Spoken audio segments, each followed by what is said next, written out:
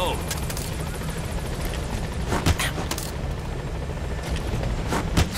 Thanks for letting me join the fight. I'll do whatever you ask. Boss! Boss, let's develop something. Boss!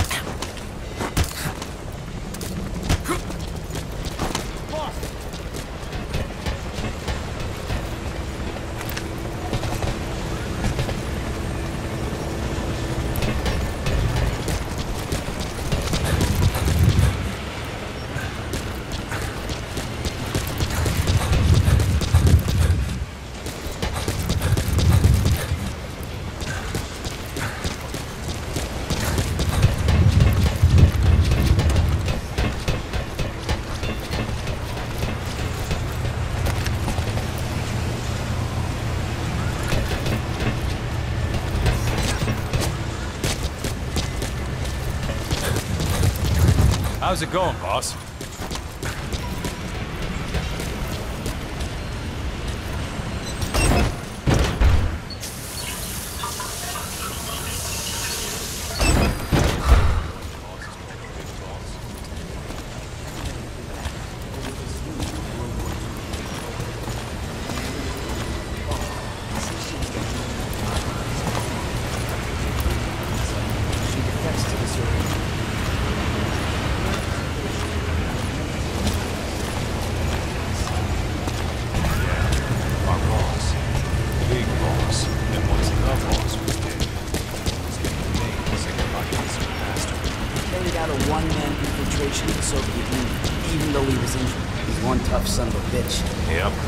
I also heard the boss was his mentor, and that they were involved.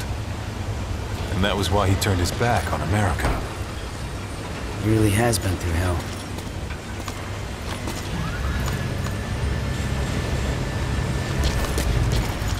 We're low on materials, boss.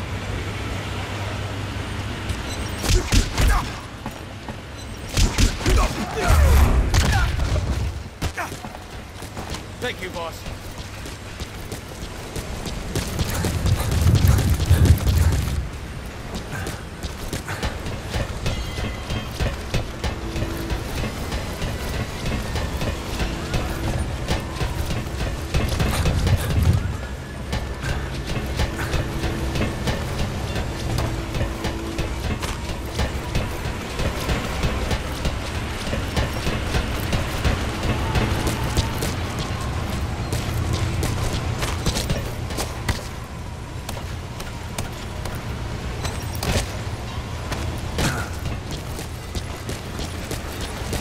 Boss, have you thought about getting more staff?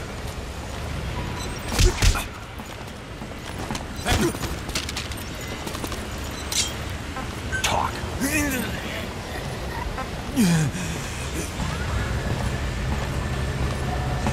Where are your friends? Speak. Speak. Spit it out.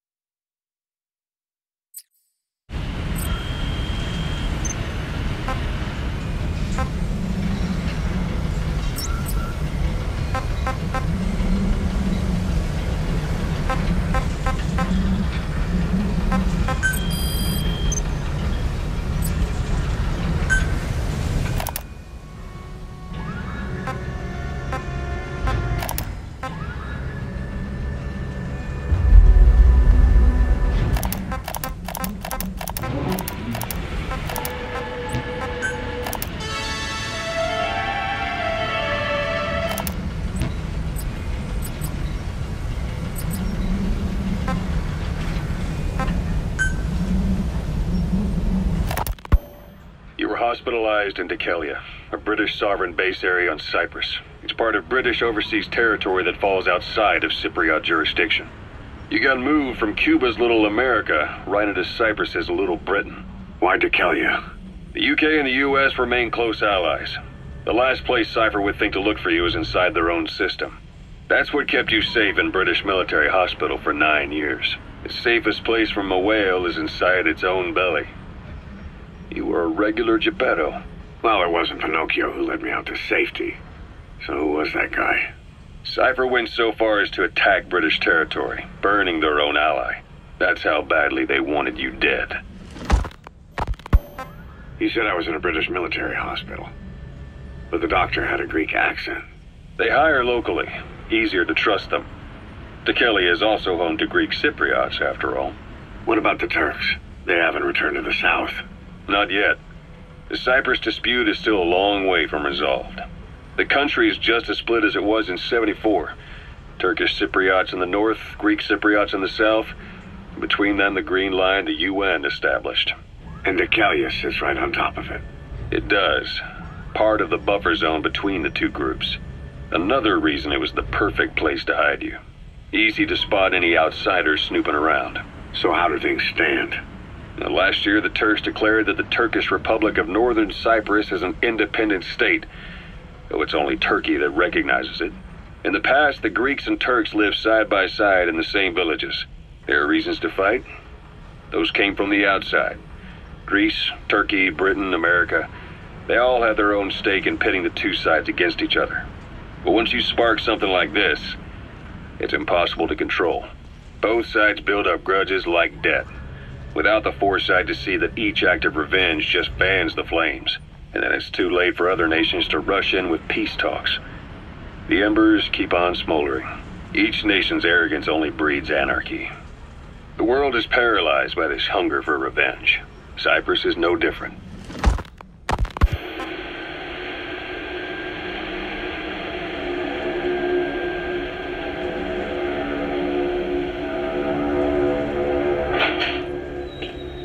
You're up. We're changing ships? We can't go sailing the Suez in a whaler. The Suez Canal. When did they reopen it? Not long after you were attacked. Once they finished sweeping it for mines after the Arab-Israeli conflict. Can you stand? We're going to transfer it to a container ship for passage through the Suez. Our destination is Pakistan, Afghanistan's neighbor to the south. There we disembark and head via Peshawar to the Zero Line, the border. We'll travel to the Khyber Pass by road. And then? We continue on horseback. Afghanistan's main roads are under Soviet control. We'll need to go around them. It'll be all narrow, winding paths through the mountains. We'll do better on horseback. It's a local guerrilla tactic. They use the higher ridges to avoid air recons. Then they charge down the mountains for ambushes. The Soviets still haven't devised a counter-strategy. Our time frame is only half as much as we really need. It's gonna be a tough march. Better horses than boats. Well, it'll make for good physiotherapy. Take the time to get used to that new arm.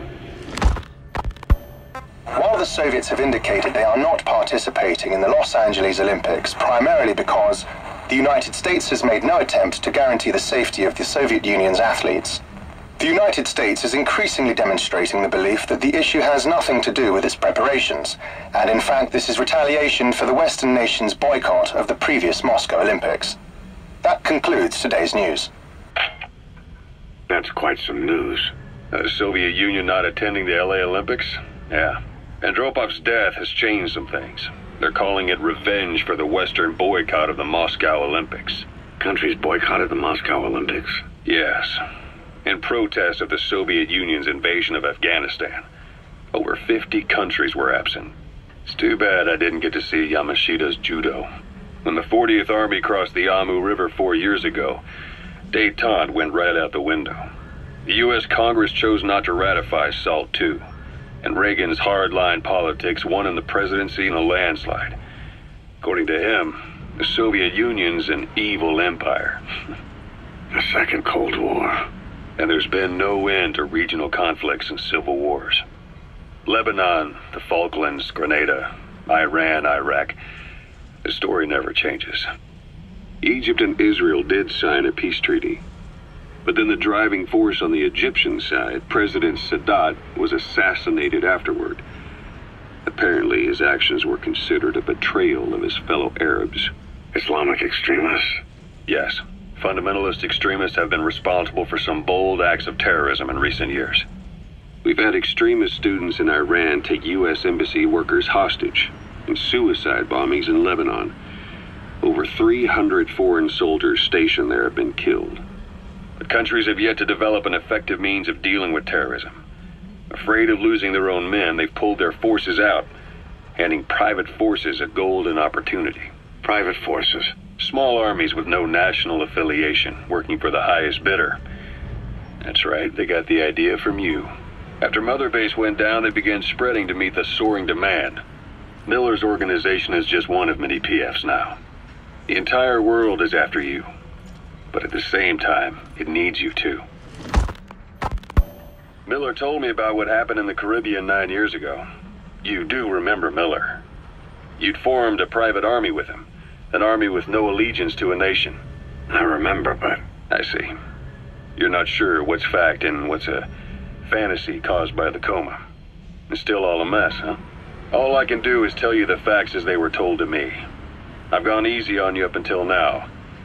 But this is where the hard stuff begins. 1974, the year before you entered your coma. You were in Colombia, operating with a small unit of men, basically mercenaries. Miller was among them. Miller was trying to find a way to turn his and your talents into a line of work. He was looking to start a business where you would fight on behalf of others around the world, those who needed military force. But the reality was, at that time, you didn't have enough gear to equip your own men. Then Miller came across this client.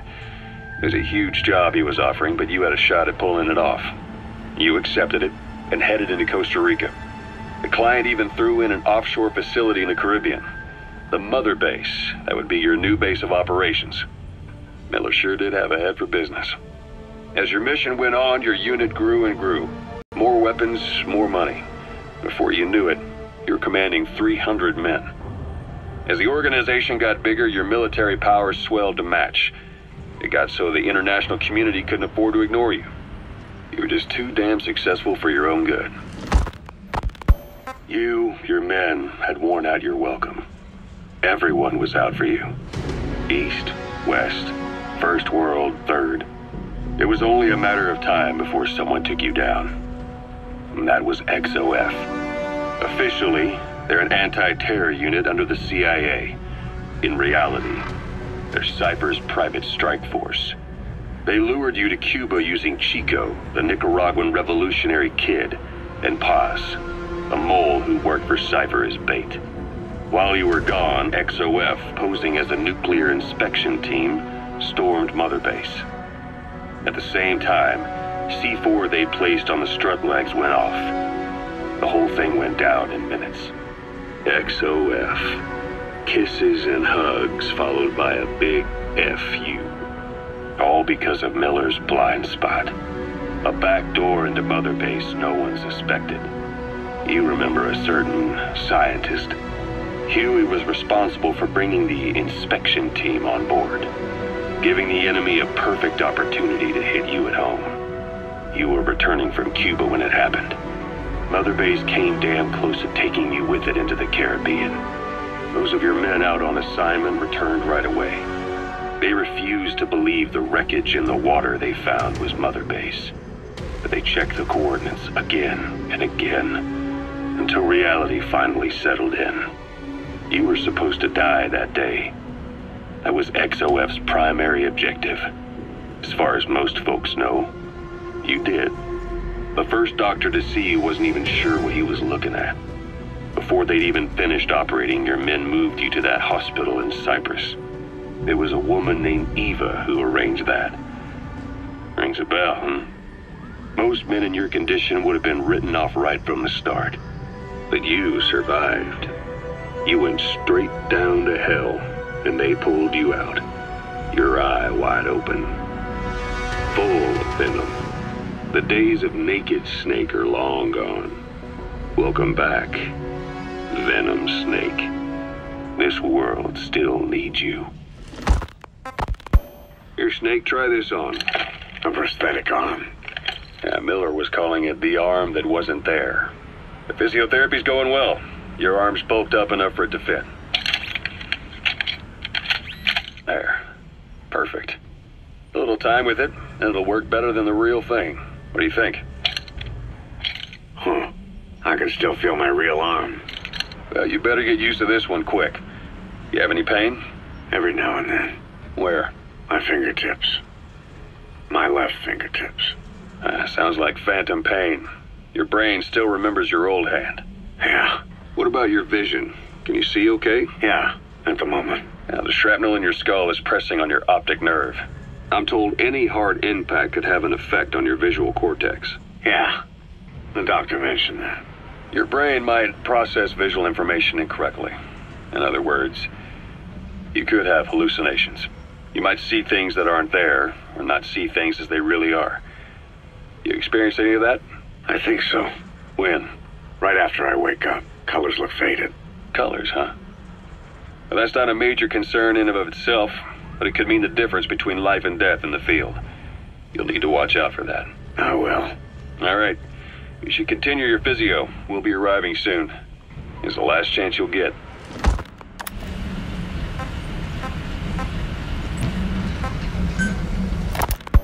Ocelot.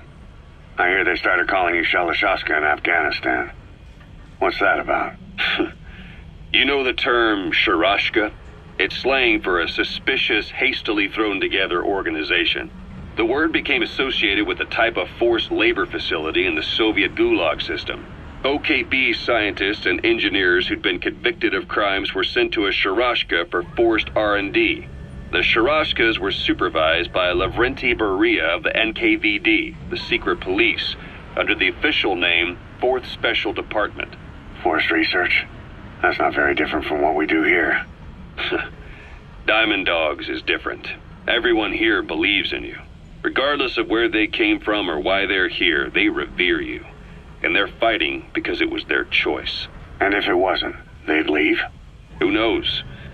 That's our reality here, whether it's real or not. If there's another truth, I don't want to know it. All that matters is that's the concept that's taken shape in their heads. The traces of a group ideology, our superstructure, to put it in Marxist terms. All right. Go on. Right. So anyway, at some point the enemy started calling me Sharashka. This was after the war in Afghanistan broke out. While I was keeping an eye on you in that hospital, I was also heading up interrogations here. The men I broke gave up their comrades and families, everything they wanted to protect them most. No real cause for it. I just let myself get caught up in the old Russian pride. And suddenly I received the honor of becoming Special Interrogation Advisor to the forced labor camps. But the more men I interrogated, the more people saw me as just that, the interrogator. It helped cover my real objective of keeping you safe. You went that far for me? Far enough to keep you alive. I ended up being pretty well known among the Afghan guerrillas. Some of them would have seen me on the battlefield, and that's how I got the second half of the name. Shashka. It's a sword, a type of saber from the Caucasus. Russian dragoons and Cossacks carried them into battle. Now, the Russian Empire had a general by the name of Fyodor Arturovich Keller. His bravery earned him the nickname Russia's Greatest Shashka. Someone must have known about that, because somewhere along the line, Shashka got stuck on the end of Sharashka. The guerrillas were using the name amongst themselves, and by the time I got to hearing about it, pronunciation had wound up as Shalashashka. So, half Gulag, half Hero's sword. Is a perfect fit. But you see how rumors and ideas about people can get out of hand fast. Once you create a character and put it out there in public mind, it warps and twists with every baseless rumor. And before you know it, all people see are phantoms. In my case, it works out just fine. I'm plenty used to working under aliases. So SALT II still hasn't gone into effect. That treaty was drawn up to limit not just the size of the U.S. and Soviet Union's nuclear arsenals, but also their delivery systems. The whole deal. Just when we thought all those years of negotiations had paid off, somebody decides to invade Afghanistan. The timing couldn't have been worse. The president was in the middle of the SALT II talks back then. You mean while you were busy trying to stop Peace Walker? I heard. President Ford was meeting with the General Secretary in Vladivostok. In his absence, the political brass in America detected what they didn't realize was false nuclear launch data from Peace Walker, and were on the verge of ordering a retaliatory nuclear strike. Coleman's big idea? Humans are incapable of destroying themselves. Turns out he never knew what humans are capable of. If that AI, the boss, hadn't found a way to stop the fake data transmission, they probably would have gone ahead with the launch. Deterrence was revealed as the pipe dream it was. All thanks to you. And her. The U.S.-Soviet talks looked set to fall through. What happened in Nicaragua no doubt helped trigger a change of heart. But in the end... The time's define the politics. When you've grabbed their tail, they turn and bite your hand. I first met you 20 years ago now. The place was Selenouyarsk in the Soviet Union. We were enemies. I was with the GRU. You were still fighting for America. 1964. Operation Snake Eater. Its objective? The assassination of the legendary soldier known as the Boss. When you returned home successful, they awarded you the title Big Boss. Your CO, Zero, sought to carry on the boss's will by covertly establishing his own organization. You knew the original members from Operation Snake Eater. From America, there was David O, or as he was to you, Major Zero. Donald Anderson, aka Sigint, Dr. Clark, who went by paramedic during the operation, and the fourth, you. From China, there was Eva, and me, Ocelot, from the Soviet Union. 6 in total. To us, government notions of friend and foe were meaningless. As were East and West, we joined forces by our will alone. Our objective was to fulfill the boss's dying wish, to make the world one. And to do it, Zero used the Philosopher's Legacy, the secret war fund you obtained during Operation Snake Eater. This organization would go on to become Cypher. I, on the other hand, was left with the problem. You only recovered half of the legacy. I had to locate the other half myself. When I found the funds, I passed them on to Zero, just as you wanted. I still trusted him in those days. We thought what he was doing was the boss's will, until he started that one project. Les enfants terribles, Zero called it. You parted ways, as did Eva, leaving only Anderson and Clark still with him. I maintained limited contact, although truth be told, we were just keeping tabs on one another. The reason was always you. After you returned to the Army and created Foxhound, you left America. For a time, even I'd lost track of you. I'd imagine Zero did too. You always were the best when it came to hide and seek. Zero created Cypher, an information network to tap into every corner of the globe. Woven together, Cypher's arteries make the world just one big organism, and that's not all. It also monitors the thorn in Zero's side. That's you, tracking your coordinates wherever you might go. The further you strayed from your roots, the larger Zero became. It's as if he was trying to close the gap between you. But before long, he disappeared from public life. Only a few people had direct contact with him. For a time, I was one of them. Then a year after you fell into your coma, he slipped out of sight entirely. Since then, nothing. No photos, no recordings, not even a reliable rumor as to his whereabouts. I tried every method I could think of, but Zero was gone. Freed of his control, his creation, his power continued to grow.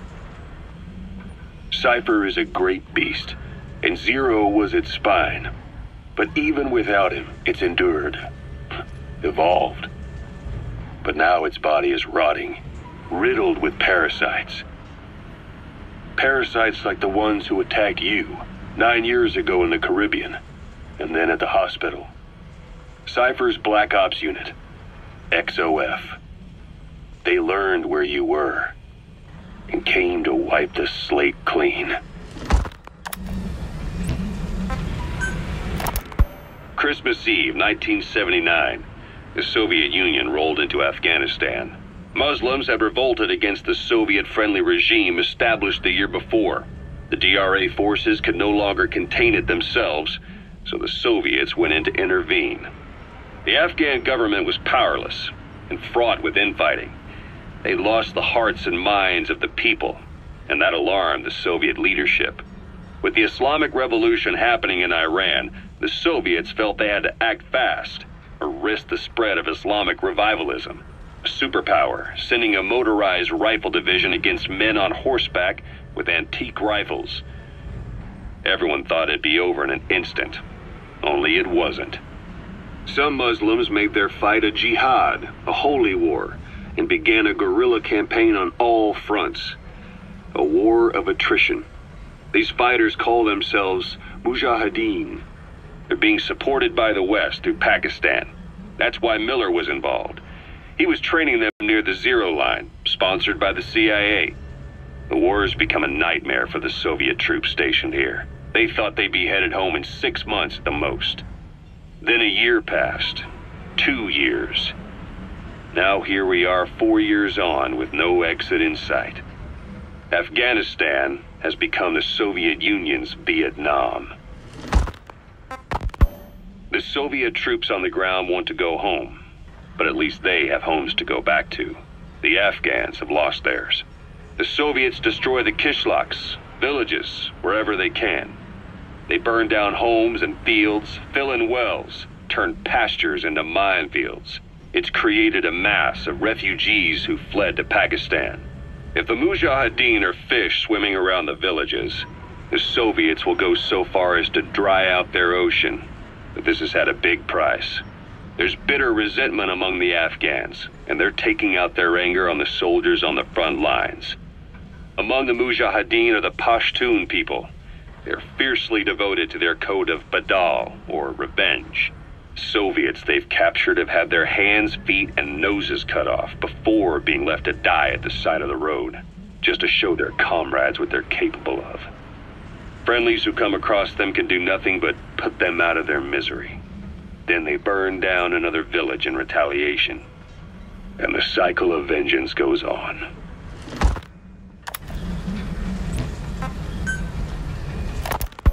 Snake, I wanted to ask you about the man on fire.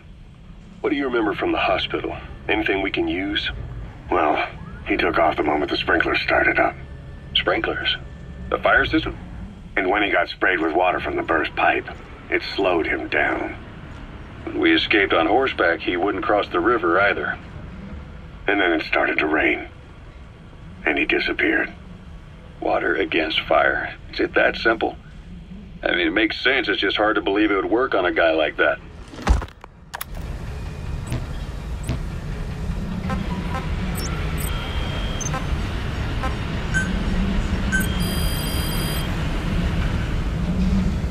Please specify a project.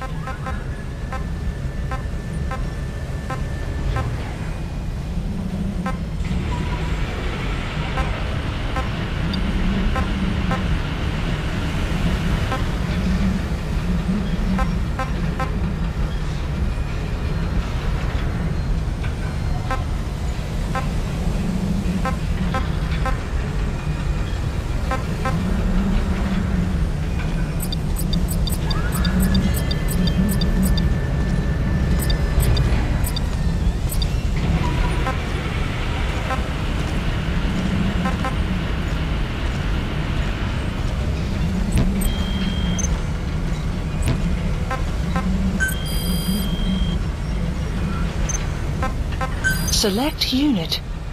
Staff assigned.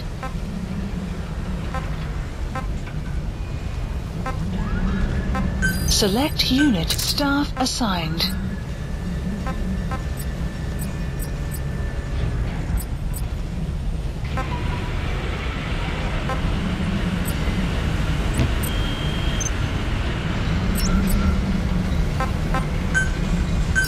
Please landing zone. Roger.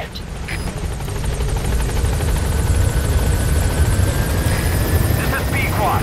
Arriving shortly at LZ.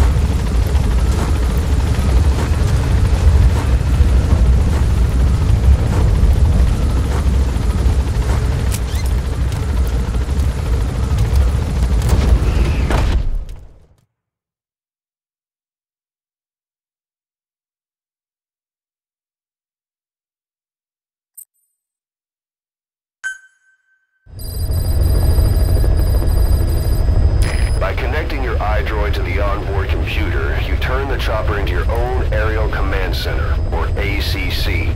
Some elements of staff assignment and R&D of weapons and items can only be performed from there.